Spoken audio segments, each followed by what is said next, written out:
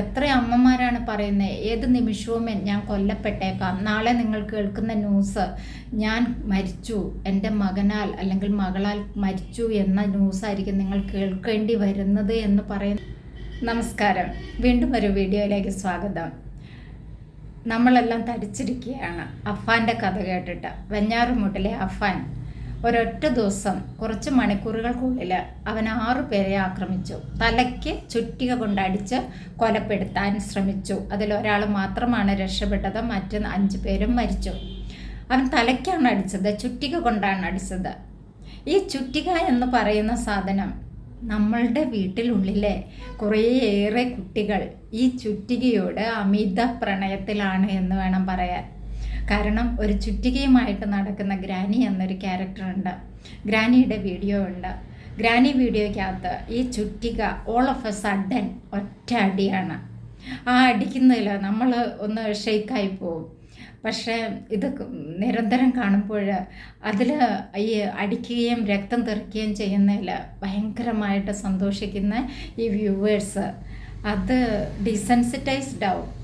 അത് കണ്ട് അങ്ങനെ ചെയ്യണമെന്ന് തോന്നും.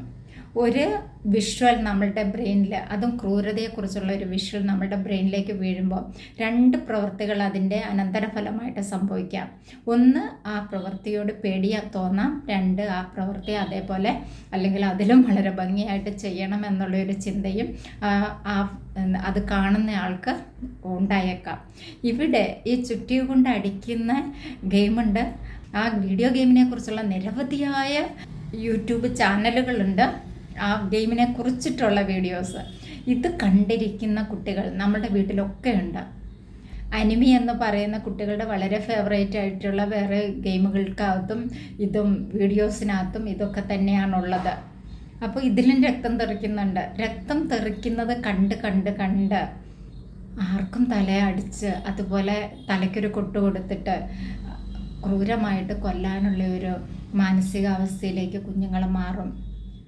വളരെ ഭീകരമായിട്ടുള്ള ഗെയിമിംഗ് ക്യാരക്ടറായിട്ടാണ് കുഞ്ഞുങ്ങൾ പല ഗെയിമുകളും കളിക്കുന്നത്. കളിച്ച് ആ വികൃതമായിട്ടുള്ള ആ ഭീകര രൂപികളായിട്ട് നമ്മുടെ കുഞ്ഞുങ്ങൾ തന്നെ മാറിപ്പോവും.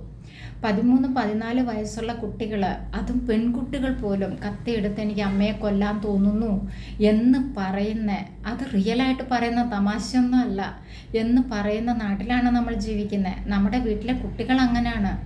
എത്ര അമ്മമാരാണ് പറയുന്നത്, ഏത് നിമിഷവും ഞാൻ കൊല്ലപ്പെട്ടേക്കാം, നാളെ നിങ്ങൾ കേൾക്കുന്ന ന്യൂസ് ഞാൻ മരിച്ചു, എൻ്റെ മകനാൽ അല്ലെങ്കിൽ മകളാൽ മരിച്ചു എന്ന ന്യൂസായിരിക്കും നിങ്ങൾ കേൾക്കേണ്ടി വരുന്നത് എന്ന് പറയുന്ന അമ്മമാരുണ്ട് നമ്മുടെ നാട്ടിൽ. ഇതൊക്കെ സത്യമാണ്, ഞാൻ ഉണ്ടാക്കിയ കഥ പറയുകയല്ല. എന്നെപ്പോലെ ഓരോ കൗൺസിലിംഗ് സെൻ്ററുകളിലും ഇരിക്കുന്ന ഓരോ സൈക്കോളജിസ്റ്റുകളുടെ മുമ്പിലും വന്നെത്തുന്ന കഥകൾ ഇത്തരമാണ്. ഇത്തരം കഥകളല്ല, റിയാലിറ്റിയാണത്. നമ്മൾ കഥകളെന്ന് പറഞ്ഞു എന്നേ ഉള്ളൂ. അപ്പം ഇത്തരം കാര്യങ്ങൾ അവരുടെ ബ്രെയിനിനെ മാറ്റിക്കഴിഞ്ഞിട്ടുണ്ടെങ്കിൽ അതാണ് മുഖ്യമായിട്ടുള്ള കാരണം എന്നാണ് എനിക്ക് തോന്നുന്നത്. അതിന് പുറമേ ആയിരിക്കാം ആരുടെയെങ്കിലും പൈശാചിക വർഷിപ്പേഴ്സ്, അതായത് സാത്താനിക് വർഷിപ്പേഴ്സിൻ്റെ ഇൻഫ്ലുവൻസോ മന്ത്രവാദികളുടെ ഇൻഫ്ലുവൻസോ ഒക്കെ ഉണ്ടായിട്ടുണ്ടാകുക.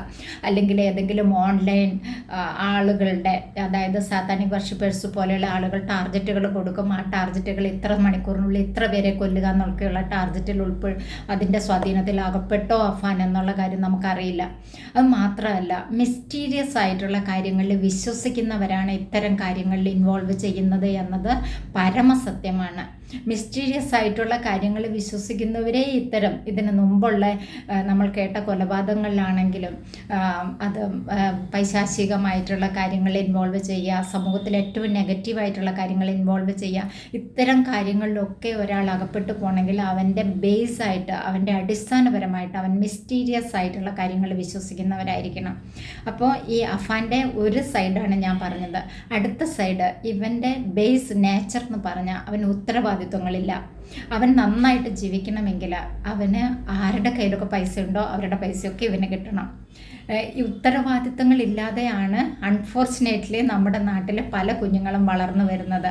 അവരെ യാതൊരു ജോലിയും ചെയ്യാൻ മാതാപിതാക്കൾ സമ്മതിക്കില്ല. സ്വന്തം പാത്രം കഴുകണ്ട, സ്വന്തം ധരിക്കുന്ന അടിവസ്ത്രങ്ങൾ പോലും കഴുകണ്ട, അവരുടെ ബാഗ് പോലും അപ്പനോ അമ്മയോ ഒക്കെയാണ് അടുക്കി വയ്ക്കുക. അപ്പം വളരെ വളരെ ഉത്തരവാദിത്വരഹിതമായിട്ടുള്ള ഒരു സമൂഹത്തെ വളർത്തിക്കൊണ്ടുവരുന്ന ഒരു പാരൻറ്റിങ് സ്റ്റൈല് കൂടി ഇതിന് ഉത്തരവാദിയാണ് എന്ന് തന്നെയാണ് എനിക്ക് തോന്നുന്നത്. ഇതിൽ അഫാനെ മാത്രം കുറ്റം പറഞ്ഞിട്ട് കാര്യമുണ്ടോ എന്ന് എനിക്കറിയത്തില്ല. കാരണം ഈ അഫാന് തലക്കടിച്ച് പരിക്കേൽപ്പിച്ച ഈ ഹോസ്പിറ്റലിൽ കിടക്കുന്ന അമ്മ ഇപ്പോഴും പറയുന്നത് ഞാൻ കട്ടിൽ നിന്ന് വീണതാണെന്നാണ്. എന്തുകൊണ്ടാണ് അങ്ങനെ പറയുന്നത്? മകനെ ആരും ടാർഗറ്റ് ചെയ്യരുത്, മകനെ രക്ഷിക്കണം എന്നുള്ളത് കൊണ്ടായിരിക്കണം. അവരുടെ മനസ്സിൽ മാതൃസ്നേഹം എന്നാണ് അതിന് പറയുന്നത്. ഇവിടെ അഫാനും യാതൊരു ഉത്തരവാദിത്വങ്ങളും ഇല്ലാതെ വളർന്നു വന്ന ഒരു കുട്ടിയായിട്ടാണ് എനിക്ക് തോന്നുന്നത്. ഓരോ വ്യക്തികളും വളർന്നു വരേണ്ടത് അവൻ്റെ ജീവിതത്തോട് ഉത്തരവാദിത്വമുണ്ട്. അവൻ്റെ ജീവിതത്തോടും കൂടെയുള്ളവരെയും സംരക്ഷിക്കേണ്ട ഉത്തരവാദിത്വമുണ്ട് എന്നൊക്കെയുള്ള ആ ഒരു കാര്യഗൗരവത്തോടെയുള്ള ഒരു രീതിയിൽ വേണം നമ്മളുടെ പാരൻറ്റിങ് സ്റ്റൈൽ പോകാനെന്നാണ് എനിക്ക് തോന്നുന്നത്. എന്നെ കേട്ടവർക്ക് നന്ദി.